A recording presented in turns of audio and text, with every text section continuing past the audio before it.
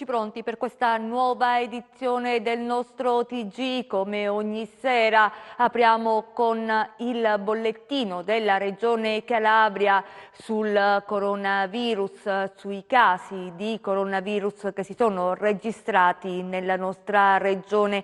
Oggi sono 89, 21 in più rispetto a ieri, ma facciamo il punto.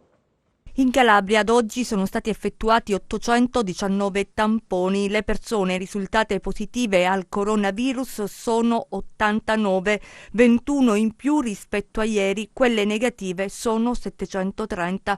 Territorialmente i casi positivi sono così distribuiti: Catanzaro 7 in reparto, 2 in rianimazione e 4 in isolamento domiciliare.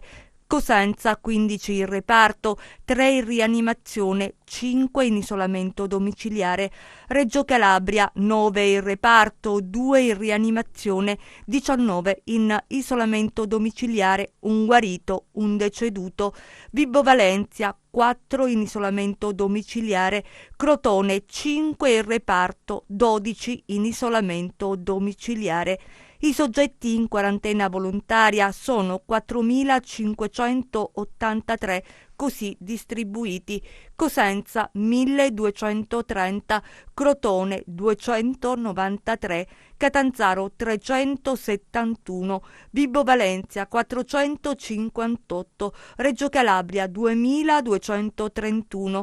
Le persone giunte in Calabria negli ultimi 14 giorni che si sono registrate al sito della Regione Calabria sono 7.793. Ed è stata una giornata concitata oggi nella Locride dopo la notizia di casi positivi al coronavirus. Tra conferme, smentite, paura e ansia, il punto nel nostro servizio. Schizofrenica, solo così possiamo definire la giornata di oggi nella Locride dopo un inizialmente sospetto caso di coronavirus, poi ufficializzato, successivamente smentito ed infine confermato. Una giornata di delirio anche mediatico, con giornalisti impegnati in tante ore per accertare la veridicità della notizia, che alle 16 ha trovato assoluta certezza, sebbene ulteriori verifiche siano state fatte fino a poco fa. Dunque un uomo, 70 anni circa, dopo essere stato al nord in questi giorni pare in vacanza, avvertendo dei sintomi ha informato l'autorità sanitaria. Il tampone effettuato nella sua abitazione di Siderno è risultato positivo. L'uomo, un professionista stimato, ha seguito scrupolosamente le indicazioni ricevute. Il caos è scoppiato appena è apparsa la notizia, con comportamenti di molti cittadini anche sui social, per quanto provocati dalla paura, non consoni. Poco prima dell'ora di pranzo si è diffusa, e la circostanza aveva avuto una sua forte solidità, che il secondo test fosse risultato negativo. Nel tardo pomeriggio la doccia fredda, il secondo tampone era positivo. Naturalmente carabinieri e ufficiali sanitari stanno ricostruendo i contatti avuti dall'uomo nelle ultime settimane per accertare se eventualmente altri soggetti siano stati contagiati. E nel Cosentino c'è l'appello del sindaco di Santo Stefano di Rogliano dopo il responso di 2 test. 2 cittadini della città del Savuto sono risultati positivi al coronavirus. Il primo cittadino, Lucia Nicoletti, invita alla responsabilità in questo appello proprio in video che ci ha inviato. Vediamo. È notizia di pochi minuti fa l'avvenuta comunicazione da parte dell'ASP di Rogliano, dove ci porta a conoscenza dei nostri concittadini che sono risultati positivi al secondo tampone per quanto riguarda il coronavirus. Questo videomessaggio l'ho voluto fare proprio per tranquillizzare e allo stesso tempo attenzionare ancora una volta la nostra comunità santostefanese. Io mi rendo conto che è un momento troppo difficile e delicato allo stesso tempo. Le precauzioni non sono mai abbastanza. L'unica cosa, l'unica accortezza è quello di non uscire se non per veramente motivate esigenze, comprovate esigenze. Io parlo di beni di prima necessità, parlo di medicine, di medicinali e nient'altro, nient'altro, perché c'è in gioco veramente la nostra vita. E parliamo delle terapie intensive nella nostra regione. I posti al momento disponibili sono circa un centinaio e la governatrice calabrese Iole Santelli dice: ci stiamo adoperando per incrementare, ma servono macchinari e lo Stato li invierà solo tra 45 giorni. Vediamo. La Calabria regge al momento l'emergenza sanitaria data dal coronavirus, ma vediamo qual è la situazione dei posti letto nella nostra regione per chi dovesse essere positivo al Covid-19 e necessita di terapia intensiva. 153 al momento sono i posti disponibili nella terapia intensiva di tutto il territorio regionale, 50 dei quali al momento occupati da pazienti che soffrono di diverse patologie, 5 da persone affette da coronavirus. Dunque, a conti fatti, sarebbero poco meno di un centinaio i posti disponibili. In queste ore però si lavora per attrezzare altre strutture del territorio per una terapia subintensiva, ma c'è la necessità di reperire materiale da utilizzare in caso di emergenza. Comprate a 35 centesimi l'una, le mascherine sono state rivendute, pensate, con un incremento del 2142%. La truffa è stata scoperta dalla Guardia di Finanza, 2 le denunce a Lamezia. Vediamo. Queste le mascherine rifiutate dalla Lombardia perché definite più adatte a spolverare che a proteggersi, non sono omologate, mancano gli elastici intorno alla bocca, si fissano alle orecchie grazie a dei fori e si spostano facilmente. Ebbene, in Lombardia sono state ritirate, ma sarebbero state inviate in Calabria. Che dire, dispositivi inutili sia per i cittadini sia soprattutto per chi quotidianamente lavora in ospedale, medici, infermiere e OS continuamente esposti a rischio. Ma c'è anche chi è riuscito a fare scorta di mascherine per rivenderle poi a prezzi esorbitanti. Alla Lamezia Terme i finanzieri ne hanno sequestrato 905 del tipo FFP2, sia con che senza valvola. Venivano vendute in 2 supermercati riconducibili ad un'unica società di capitale a 15 e 11 euro. Le mascherine erano custodite in cartoni, non in vista, sotto le casse di pagamento e vendute solo su specifica richiesta dell'acquirente. 15 euro per il modello con valvola, 11 per quello senza. I finanzieri hanno avviato controlli lungo la filiera di distribuzione, estendendoli anche al fornitore dei supermercati, e così è stato scoperto che le mascherine erano state acquistate all'origine presso il distributore esclusivo al prezzo unitario di 35 centesimi più IVA, per poi essere rivendute con un ricarico finale pari al 2142% del prezzo di mercato. Adesso il rappresentante legale dei supermercati e il venditore all'ingrosso sono stati denunciati. C'è dunque chi approfitta del momento difficile di emergenza per incrementare i guadagni grazie a pratiche commerciali disoneste, ma c'è anche chi si attiva per realizzare mascherine da donare al personale sanitario in prima linea. Ecco le mascherine realizzate dall'Associazione Ad Maiora Calabria di Rossano e donate a medici e infermieri del nosocomio. Queste donne con il loro gesto hanno dimostrato una grande vicinanza al personale sanitario del pronto soccorso, hanno colto subito al volo la crisi delle mascherine e cosa hanno pensato di fare? Di mettersi subito al lavoro e cucire più mascherine possibile per donarcele. Un grande gesto che ringrazio vivamente a nome mio, del mio primario Natale Strapace e di tutto il personale sanitario. Ci sono tanti calabresi al momento impegnati in ruoli chiave per la ricerca e il contrasto al coronavirus. Adriana Calderaro dirige l'unità di microbiologia dell'Università di Parma, ma sentiamola al microfono di Isabella Roccamo. Oggi vi facciamo conoscere un'eccellenza calabrese che vive e lavora al nord ed è in prima linea proprio nella lotta lotta contro questo virus, il Covid-19. Lei si chiama Adriana Calderaro, è il direttore della struttura complessa di microbiologia del Dipartimento di Diagnostica dell'azienda ospedaliera dell'Università di Parma. Allora, lei è cosentina, lavora lì a Parma, dottoressa. La situazione qui in Calabria è diversa rispetto alle strutture più attrezzate del nord Italia, ma quali sono le proiezioni? Se c'è stato, come sembra che ci sia stato, un movimento di persone dalle aree del nord in cui sono stati identificati i primi focolai verso le aree del sud, prima che le misure restrittive venissero applicate, c'è da attendersi, è prevedibile e molto probabile che l'infezione cominci a diffondersi, probabilmente con un modello più lento, con un modello di diffusione più lento di quello che abbiamo visto nelle regioni del nord, perché, lo ricordiamo, al sud si è tempestivamente verificata la situazione di chiusura dei contatti sociali, visto che è intervenuto il decreto della Presidenza del Consiglio dei Ministri quando al sud ancora non vi erano casi o ve ne erano molto pochi e le persone si sono spostate dal nord verso quelle aree. Quindi ci potremmo aspettare una minor velocità di diffusione proprio grazie all'intervento delle misure restrittive. Dottoressa, ma quando supereremo questo momento, si può dire?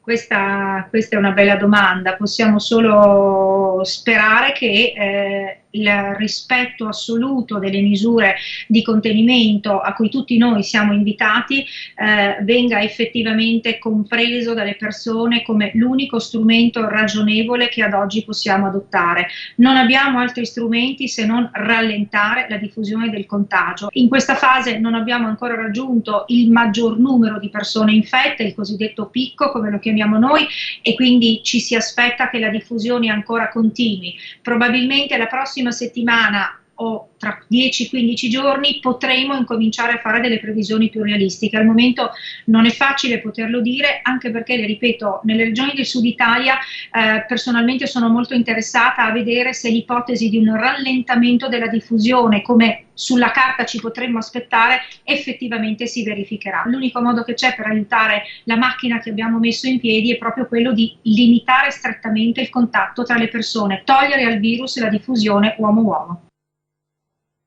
La Calabria vara la sua task force a supporto dell'unità di crisi regionale per la gestione dell'emergenza sanitaria coronavirus. Lo rende noto la governatrice Iole Santelli. Della task force, oltre al presidente della regione, il commissario Saverio Cotticelli, il direttore del Dipartimento Tutela Salute Antonio Belcastro, fanno parte anche alcuni esperti, il dottor Raffaele Bruno, direttore di malattie infettive del Policlinico San Matteo di Pavia, il professor Paolo Navalesi, direttore dell'Istituto di Anestesia e Rianimazione dell'azienda ospedaliera universitaria di Padova, il professor Franco Romeo, il direttore dell'unità di operativa complessa cardiologia del Policlinico Universitario Tor Vergata di Roma. La task force lavorerà con il supporto tecnico del Dipartimento di Scienze Mediche e Chirurgiche dell'Università Magna Grecia di Catanzaro. Intanto però ci sono i problemi pratici: in corsia senza guanti e mascherine, senza i necessari presidi di sicurezza per i sanitari. La denuncia è della CGIL, vediamo.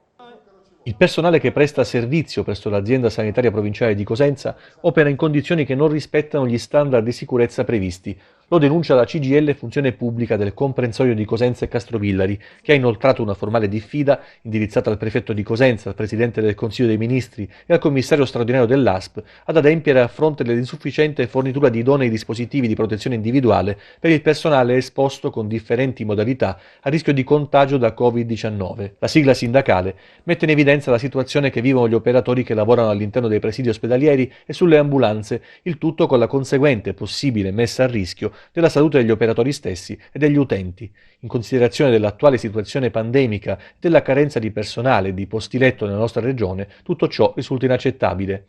La richiesta è quella di procedere immediatamente al fine di concretizzare le indispensabili condizioni di tutela del singolo operatore, della collettività, della salute pubblica. La CGIL minaccia, in caso di assenza di un repentino riscontro risolutivo del problema, un'azione a tutela della cittadinanza e degli operatori. Una denuncia che non coglie di sorpresa anche il direttore del servizio del 118 di Cosenza in un suo intervento di qualche giorno fa, nel descrivere il momento di particolare tensione per gli operatori, aveva evidenziato l'impreparazione nelle dotazioni di attrezzature adeguate, numero di personale e mezzi per intervenire. E sempre sul fronte sindacale, CGIL e CISL Guilla hanno incontrato oggi a Catanzaro il prefetto della città e la governatrice calabrese. Sanità e lavoro, i temi affrontati, chiesta la chiusura domenicale per i supermercati, sempre come misura di contrasto alla diffusione del coronavirus, e l'istituzione di una task force per l'economia. Vediamo. I segretari generali di CGIL, CISL e Guil Calabria, Angelo Sposato, Tonino Russo e Santo Biondo, hanno incontrato questa mattina a Catanzaro il prefetto Francesca Ferrandino e successivamente la presidente della regione Iole Santelli. Al centro dei colloqui temi strettamente legati all'emergenza coronavirus, sicurezza sul lavoro, sanità, tutele per il personale medico e infermieristico. Il prefetto, secondo quanto reso noto, ha ascoltato e condiviso le preoccupazioni del sindacato e ha assicurato l'impegno delle istituzioni preposte per garantire l'osservanza del protocollo che prevede, lo ricordiamo, la prosecuzione delle attività produttive solo in presenza di condizioni che assicurino alle persone adeguati livelli di protezione. Questione, quella della sicurezza sui luoghi di lavoro, ribadita anche nell'incontro con la governatrice calabrese, alla quale è stata evidenziata la preoccupazione per la mancanza di dispositivi individuali di prevenzione anche per medici, infermieri e operatori della sanità in genere esposti in prima linea, e chiesto un rapido intervento. È stata inoltre avanzata l'ipotesi, ai fini della limitazione del contagio, della chiusura domenicale dei supermercati. Chiesta infine da CGIL, CISL e Guil l'istituzione di una task force regionale per l'economia. Confronto costruttivo è stato definito quello di oggi da parte dei sindacati, che vigileranno affinché siano assunti i provvedimenti attesi. Cosenza al tempo del coronavirus, cittadini responsabili rispettano le regole imposte dal decreto. Noi abbiamo fatto un giro in città, vediamo. Per la città di Cosenza in questo momento oggi clima surreale, del resto è così, non c'è nessuno questo lunedì. Stai disinfettando? Sì. C'è qualcuno che viene? Poche persone. Il vicinato? Sì, disinfettiamo, alcol, la buchina, abbiamo tutto.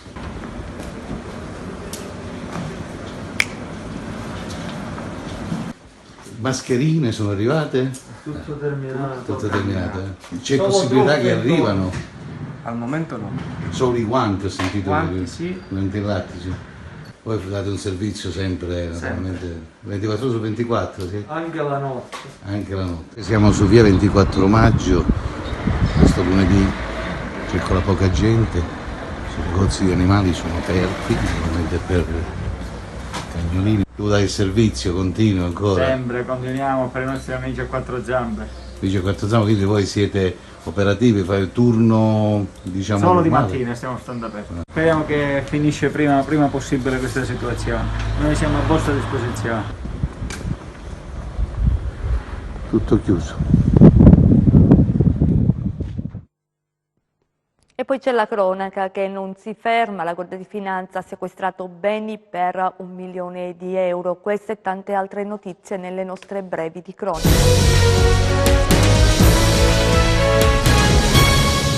Beni mobili e immobili per quasi €1 milione sono stati sequestrati dalla Guardia di Finanza di Cosenza, un 44enne ritenuto affiliato ad una cosca di 'ndrangheta della Sibaritide. Il provvedimento è stato eseguito su delega della Procura a seguito di un decreto emesso dal GIP del Tribunale di Castrovillari.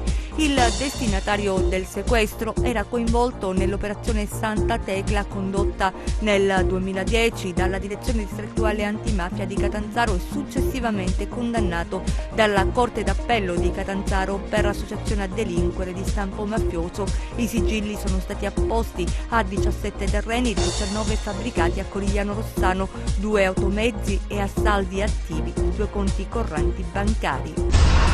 I carabinieri della stazione di Kaulonia Marina si sono recati nell'abitazione di un'anziana signora in grande difficoltà e impossibilitata a muoversi per fornirle viveri e beni di prima necessità. Il servizio dei militari nell'ambito delle norme di governo per il contrasto alla diffusione del coronavirus. Era a bordo della sua auto a parlare al cellulare e alla richiesta degli agenti di una pattuglia della squadra volante che chiedevano il perché della sua presenza in quel luogo, ha detto di essere uscito di casa per andare a comprare le sigarette. Un uomo è stato denunciato a Vibo Valentia per non avere ottemperato alle disposizioni per il contrasto alla diffusione del coronavirus. Ha continuato a molestare la moglie malgrado un provvedimento di allontanamento dalla casa familiare con divieto di avvicinamento alla donna, raggiungendola nell'abitazione e danneggiando la porta d'ingresso. Un quarantenne è stato arrestato a Girifalco dai carabinieri con l'accusa di atti persecutori. E questa nostra edizione del TG, quasi interamente dedicata all'emergenza coronavirus, si chiude con i flash mob, il tricolore, la musica anche in Calabria, le canzoni dai balconi. Vediamo.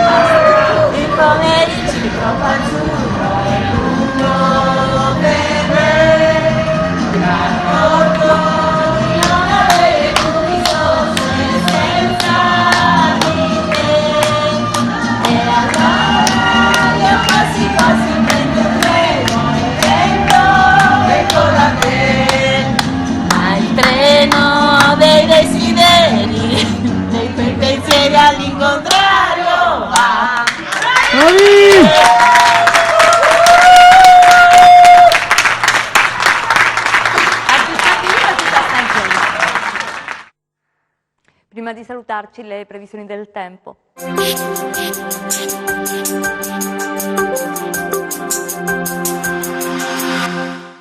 L'inizio della settimana sarà caratterizzato da condizioni di tempo variabile. Già dalla giornata di martedì però e per diversi giorni inizierà una fase di tempo stabile con temperature più o meno in linea con le medie del periodo, favorite da un robusto anticiclone che prenderà il possesso sull'Europa centro-occidentale. Domani cielo generalmente sereno o poco nuvoloso, temperature in lieve aumento. Passiamo a mari e venti. Domani poco mosso il Mar Tirreno, mosso il Mar Ionio con venti moderati dai quadranti orientali. Per essere sempre aggiornati sull'evoluzione delle condizioni meteo, vi rimando oltre al nostro sito www.meteoincalabria.com anche alla nostra pagina Facebook Meteo in Calabria. È tutto, grazie per essere stati con noi, grazie a regia Michele Cava, in messa in onda Giuseppe Costanzo, noi vi auguriamo un buon proseguimento.